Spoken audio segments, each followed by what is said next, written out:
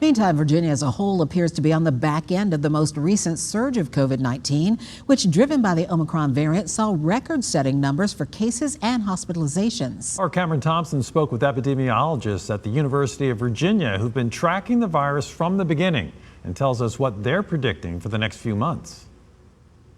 After weeks of record-setting COVID-19 cases and hospitalizations, researchers at the University of Virginia say the Commonwealth appears to have turned the corner. It seems like across the board, I think the Southwest is a little bit behind the Nova and the Eastern region. The 7-day average of new cases has gone from over 18,000 in mid-January to just over 9,000. And most of the state's health districts have a declining trajectory, seen here in blue, while those 12 in red are still surging. While all the rest of the state was in surge a couple of weeks back, they're going to be the final holdouts of some growth. Now, Brian Lewis adds, because the spread was so rapid under Omicron, cases may have been undercounted, so they've also looked at hospitalizations, which are also trending down. Even while we have hospitalizations that are declining, I would say that there are certainly still hospitals in our membership that are experiencing elevated levels of hospitalizations. As for the future, using cases as the metric, UVA says Virginia could get below 2,000 per day by mid to late March, but add it could pop back up in mid-February if mitigation measures were to stop. We still do need to be cautious. However, Lewis adds an unknown at this point is the emerging subvariant of Omicron called BA2. It's not totally clear,